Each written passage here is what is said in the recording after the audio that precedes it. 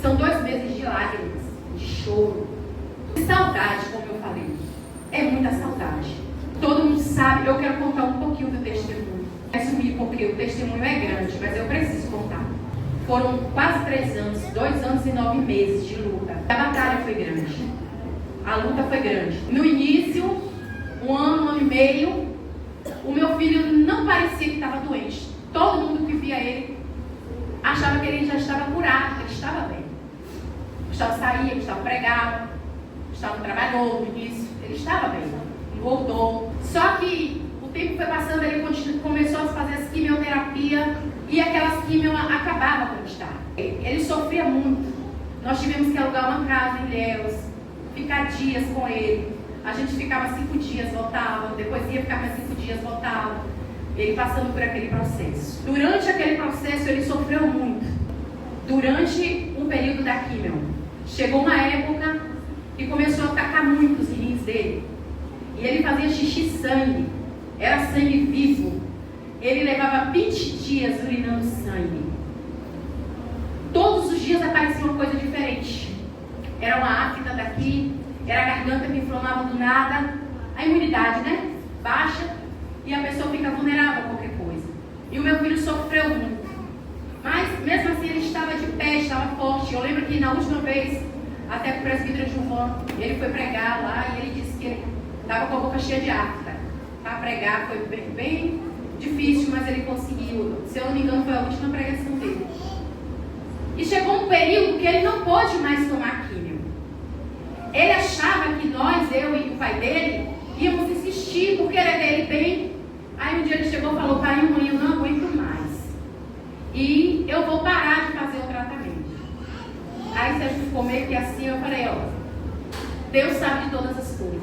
Se você não está aguentando, não somos nós que vamos obrigar você. Ele foi começar com a médica falou a mesma coisa: Gustavo, quem sabe é você. Se você não está aguentando, a gente vai parar. E aí parou. Irmãos, nesse parar, os tumores, eles começaram a crescer muito. Não era um tumor, não era 2 nem 5, eram muitos tumores, eram muitos.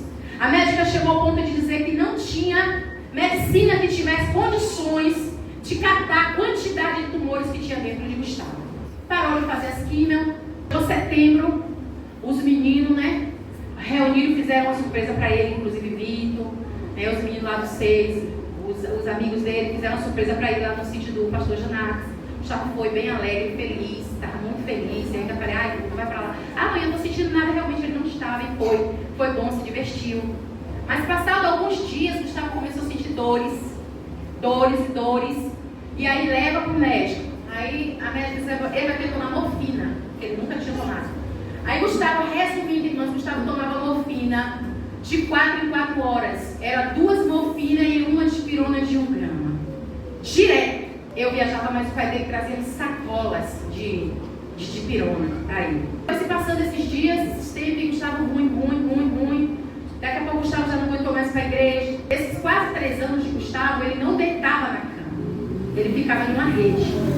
Ele não conseguia deitar na cama. Era na rede, de barriga para cima, o tempo todo, dia e noite. Ele mal levantava da rede para ir no banheiro, que chegou o período que ele mais não andava mais, não aguentava mais no banheiro, não tomava banho mais sozinho. Chegou um período que ele não conseguiu mais se alimentar, a gente que botava alimentação na boca daquele Gustavo que vocês conheceram.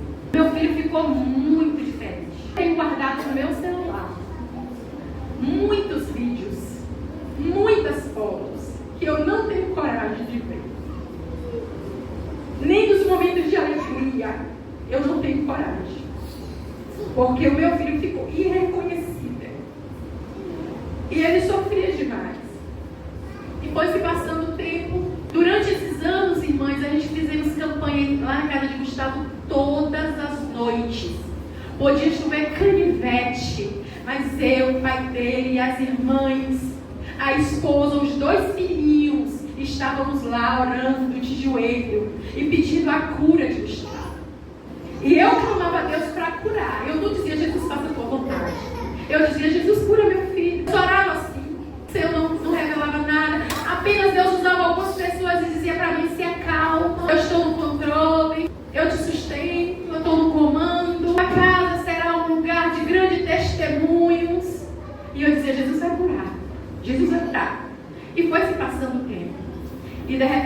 filho fica muito mal.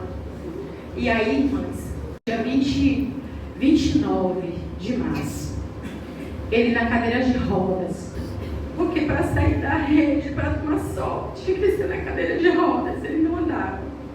Eu fui colocar ele para tomar sol, eu e a Adriane. E aí ele, mãe, deixa eu te pedir uma coisa. Falei, pede, meu filho. Era 29 de março, um dia de sábado. Não ora mais para Deus me curar, porque eu já pedi para Jesus me levar. Eu não chorei mais naquela hora. Eu me deu uma força. Eu disse assim, você pediu para Jesus te levar? Ele disse, foi. Eu falei, se você pediu, eu libero você para Jesus te levar. Porque eu não quero ver você sofrendo. A Adriane se acabou de chorar e ele, calma, Adri. Mãe, não fica triste não. Eu falei, eu não estou triste. Aí, mãe, sábado, domingo de manhã, Gustavo passa mal. Gustavo passa mal, leva para o hospital. Volta do hospital. E já estava tendo aquele período de dar comida na boca. Eu fui dar comida para ele. Ele não tinha nem força para mastigar, mas ele não aguentava pegar um copo desse. Tinha que botar água na boca dele. Aí ele não conseguia mastigar, ele não comeu caldo de frango. Eu dei esse caldo, ele tomou uma xícara. Quando eu vi aquela situação de Gustavo não conseguir mais comer, porque meu filho toda a vida gostava de comer, era o menino que gostava de comer. Cheguei ali, fui pro quarto, falei, Adriana, fica com ele, vou pro quarto. E eu fui pro quarto, eu dobrei meu joelho, falei, Espírito Santo, agora eu quero falar sério. Eu preciso que o Senhor me responda. Se não vai curar o meu filho, cura hoje. Mas se o Senhor não for curar, leva ele. Mas não deixa ele sofrendo, porque eu não aguento ver o sofrimento do meu filho. E enquanto eu orava, o Senhor me dava uma visão e me mostrava um vaso de planta, com uma planta muito linda, muito verde. Quando eu me aproximava para pegar na planta, a planta murchava e morria. Aí eu dizia, estava tão linda, porque morreu. O Espírito Santo falava para mim, Gustavo. Eu continuei a orar. Quando eu levantei dali, eu lembrei da visão. Aí eu falei, está repreendido. Eu falei, o inimigo quer me confundir. Aí o Senhor me lembrou assim, você não pediu para me mostrar? E eu não contei para ninguém da minha família o que quer. Mas era uma paz no meu coração, era uma paz. E passa-se o dia. Quando é mais tarde, ele me chama por sinais, irmãs. Ele falava muito baixinho, ele já estava sem voz. Aí ele disse, maninha, bem baixinho, eu tinha que botar o ouvido. Levanta a minha camisa e apalpa a minha barriga aí. Vê se a senhora vê o tumor. Porque de manhã, ele tinha ido no hospital e o médico daqui não sabia, nem conhecia ele. Falou, o que é que acontece com ele? Meu esposo foi relator. Quando ele foi examinar, ele disse, nossa, esse tumor está tão grande que não tem condições de não sugar as energias dele. É por isso que ele está tão fraco, porque ele foi para lá porque ele tinha desmaiado. Aí Sérgio veio para casa e me falou, eu falei, foi mesmo, Sérgio? Foi, o médico disse que o tumor está enorme. Aí de tarde, Gustavo me chama, levanta, amanhã palpa. Porque havia, mas a olho do tumor. E pegava, era horrível. Quando eu procurei o tumor não estava. E eu procurava, ele mandava apertar, aperta, mas eu apertava, não estava. Falei, não estou vendo nada. Falei, será que Jesus curou? Se Jesus curou, meu filho, amém. Aí ele sorriu 2 vezes. Sorriu e disse assim, eu falei, e não disse mais nada. Passou, deu meia-noite de domingo, nós fomos orar. Eu, a irmã Rita, Adriane, Serginho e Mariana. Ele na rede, a gente colocou na cadeira assim, bem em frente do quarto, o Adriane ficou em pé orando com ele, a gente foi pro joelho.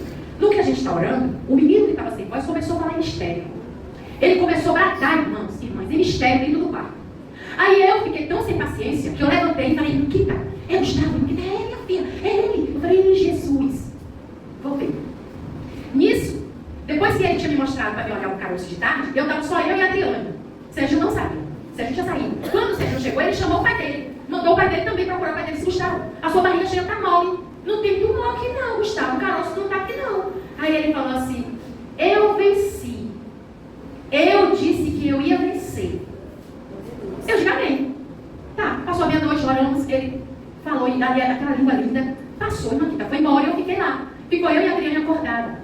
A Mariana e o Sérgio foi dormir, nós dois ficamos, a Adriane sentou assim no chão e eu fiquei dando massagem nos pés dele, nas costas dele, e aí foi passando horário, Quando deu 3 horas da manhã, ele sentava assim, ficava desse jeito assim, ó, dentro da rede, porque ele não sentava. E eu passando a mão nas costas que só tinha osso e pele, só. Aí eu passei a mão nas costas dele, daqui a pouco eu chamei 3 vezes e ele não respondeu. Aí depois eu chamei mais uma vez, eu disse, deita meu filho, você está cansado. Ele deitou. No que ele deitou, eu falei, você está sentindo alguma coisa? E ele olhava para a telha sem falar nada, só olhava para o teto. Fala comigo, Gustavo, ele não falava. Aí quando eu toquei no coração, o coração dele estava muito acelerado. Eu corri para medir a glicemia, estava normal. Medi a pressão, estava normal, mas o coração dele estava... Aí eu liguei para minha cunhada. Minha cunhada disse assim, ele está ficando sem oxigênio. Vocês precisam levar ele imediatamente para o hospital. Nisso, ela viu que eu estava nervosa, chorando no celular, ela ligou para a Dani. Aí Dani já veio cá em casa com uma médica na linha da SAMU. Aí passa para mim. No que eu estou ouvindo a médica começou, senhora, a senhora está com o paciente? O que o paciente está sentindo? Eu falei, olha, mulher, não fale comigo não. Deixei esse celular, aí ele saiu nervosa. Irmã falou, nossa, gente, pega este menino e leva, pelo amor de Deus. E tá eu, naquele dia eu fiquei muito nervosa. E aí eu fui na porta do presbítero Juarez, já chamei, o presbítero Juarez veio mais cedo. E tá eu caio, mas me acabando de chorar no telefone para minha mãe, da calma, e ela chorando de lá também. Calma, calma, calma. E eu falei assim, olha, meu filho, pelo amor de Deus. E tá aquele desespero, o presbítero Juarez veio.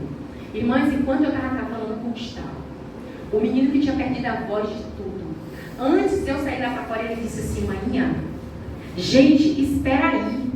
Ele ficava assim, calma, maninha, porque ele viu que eu estava nervosa, calma, maninha, ó. Depois, ele fazia assim, depois vocês vão entender. Deus estava aqui. Eu vi Deus. Eu falei com Deus. Eu tive uma experiência com Deus agora. Por isso eu não estava conseguindo falar.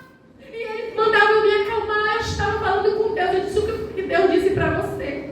Ele disse, depois a senhora vai entender. Depois a senhora vai entender tudo que Deus está fazendo agora. Aleluia. Eu saí lá para fora e Gustavo bradava, irmãs, em línguas estranhas.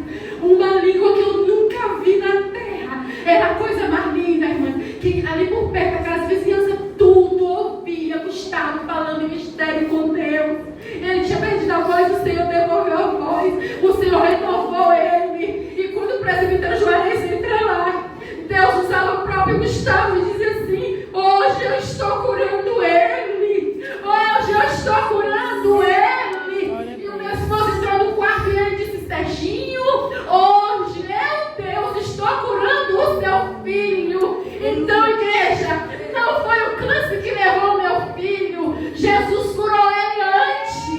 Jesus curou o meu filho e levou para a glória, porque tinha chegado o tempo dele na terra. Um dia eu passei aqui nessa igreja e disse, o câncer não vai matar o meu filho. O câncer não vai matar. O Senhor disse, você vai ter uma grande surpresa.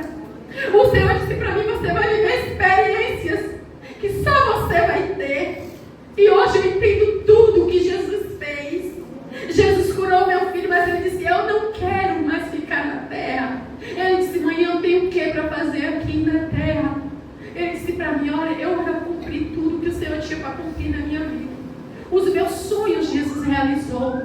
Eu falei para Jesus que eu queria ter a minha primeira namorada, que eu queria casar, Jesus me deu. Falei para Jesus que eu queria um casal de filhos, Jesus me deu. Falei para Jesus que eu queria a minha casa, Jesus me deu. Falei, Deus, eu tenho um sonho de ser escritor e fazer o meu livro. Jesus não deu só um, Jesus deu 6 livros para ele. Ele escreveu 6 livros, Gustavo escreveu. Enquanto ele estava na dor, ele escreveu 5 livros. E todo mundo sabe quem foi Gustavo. O meu filho, para mim, irmãos, é um orgulho. Porque era um servo do Senhor. Nunca me decepcionou. Nunca decepcionou a família dele. Sempre viveu buscando e adorando o nome do Senhor. O meu filho, ele defendia o Evangelho. Um dia eu disse para ele, Jesus não precisa de defesa. Pare de estar pegando os problemas e voltando para cima de você. Deixa que Deus vê tudo. Deus sabe de tudo. Deus conhece todos. Foca no seu tratamento e deixa Deus agir. E ele, enquanto vida eu tiver, eu vou defender a igreja do Senhor. Enquanto vida eu tiver, eu vou defender a obra de Deus. Mas chegou um período que ele não aguentou e ele disse assim para mim e para o pai dele, eu estou entregando um cargo que eu tenho na igreja por obediência e respeito a vocês dois. Não é pela minha vontade, porque senão eu ia até o fim. Mas é obediência, o meu filho sempre foi obediente. E aí ele parou de exercer o cargo que ele tinha por obediência. Mas se dependesse dele no último momento, ele estava lá. Irmãs, eu vou dizer para vocês, o velório do meu filho foi uma grande honra. Ele sempre dizia assim: ó, manhã, a pior coisa que tem é um filho. Escute aqui, isso é para filhos, adolescentes e jovens. O meu filho sempre dizia: a pior coisa que existe é filhos não honrar pai e não honrar mãe.